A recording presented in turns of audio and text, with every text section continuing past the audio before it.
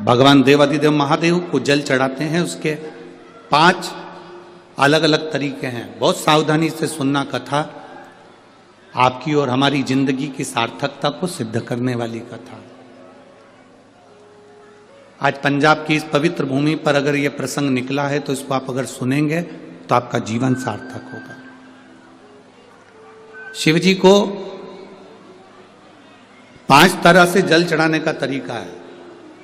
जैसे पंचामृत होता है, दूध, दही, शहद, घी, शक्कर, ये सब पंचामृत के अंतर्गत आते हैं। उसी तरह शंकर जी को 5 तरह से जल चढ़ाने का क्रम वर्णित किया गया। अब उसको समझेंगे, बहुत सावधानी से समझिएगा। पहला, जल लेकर आए, सीधे डायरेक्ट शंकर भगवान के शिवलिंग पर चढ़ा दिया। यह प्रथम जल का चढ़ाने का तरीका।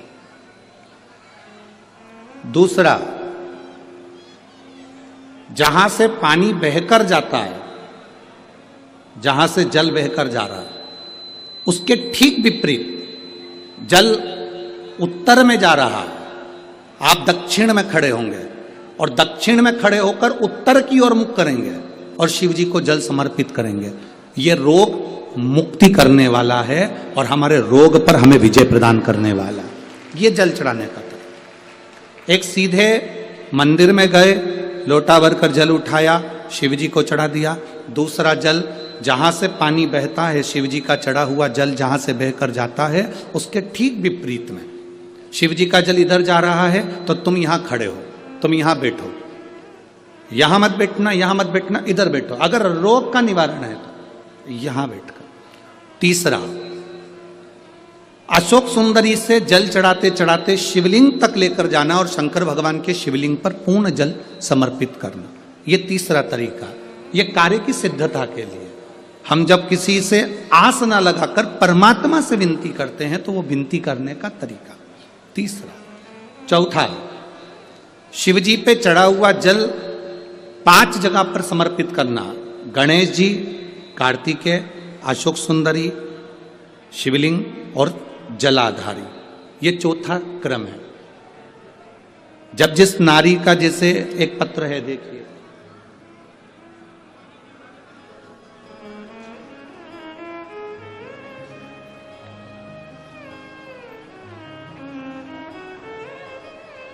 मेरा नाम मोनिका है, मेरे पति का नाम संजय सिंह है। मैं दिल्ली स्वरूप नगर की निवासी हूँ। कहीं बैठी हो तो हाथ हिला सकती हैं। अगर कहीं बैठी हो तो हाथ हिला सकती हैं।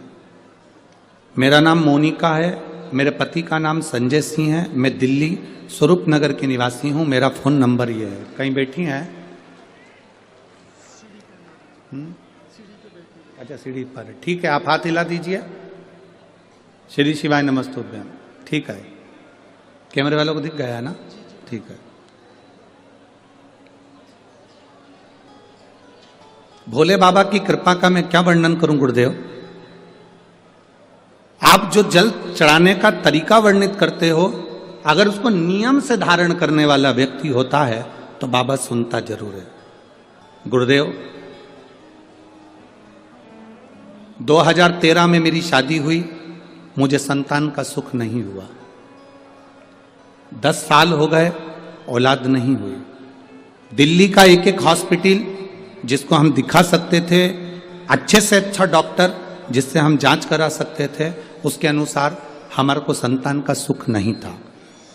आयुर्वेदिक डॉक्टर, अंग्रेजी दवाई, होम्योपैथिक सब कराई, IVF भी कराया तो भी संतान का सुख नहीं आया। आखिरी में डॉक्टर ने कह दिया, इधर उधर मत भटको, तुम्हें संतान नहीं होगी। जिसने जहां कहा हम वहां पर भी गए, गोदी भरवाई, झोली भरवाई, पर संतान नहीं है। गुरुदेव, मेरे बाबा की कृपा किसको कहते हैं? आपने बेलपत्री के वृक्ष के नीचे जल चढ़ाना, उसमें से जल बचाकर शिव जी को समर्पित करना, सफेद आंकड़े की जड़ का प्रयोग करना, ये बताया था। और मेरे बाबा की कृपा से मेरा गर्भ ठेरा। मेरे बाबा ने मुझे आज 10 साल के बाद औलाद दी है। मैं उसको यहाँ प्रणाम कराने के लिए लेकर आई हूँ, उसको नमन कराने के लिए लाई। बच्चा लाए हैं क्या साथ में? बाबू को लाए हैं क्या? नहीं लाए? ठीक है, मैं प्रणाम करने के लिए लाई हूँ। गुरुदेव, बाबा बाबा है। बैठिए बहन, शिव तत्व है।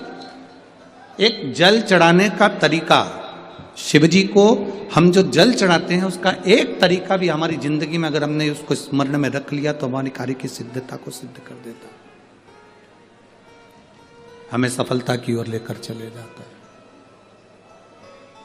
सीधे जल चढ़ाना, दक्षिण में बैठकर उत्तर की ओर मुख कर कर जल चढ़ाना, अशोक सुंदरी से लेकर शिवलिंग तक जल चढ़ाना, 5 स्थान पर गणेश, कार्तिकेय, अशोक सुंदरी, जलाधारी, शिवलिंग पर जल चढ़ाना 5 स्थान पर, ये चौथे नंबर का। और 5वां जल समर्पित करना,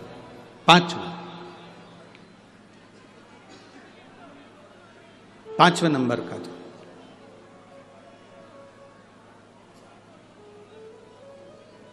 शिव जी को 5 नंबर का जो जल आता है, जो जलाधारी है, ऊपर जिसमें पानी भरा रहता है और नीचे एक एक बूंद टपकता रहता, जलाधारी में जल समर्पित कर कर उसी जल को बचाकर अशोक सुंदरी वाली जगह पर थोड़ा सा चढ़ाकर उसी में से जल शिवलिंग पर जब हम समर्पित करते हैं तो हम जिस कार्य के लिए जा रहे हैं वो कार्य सफल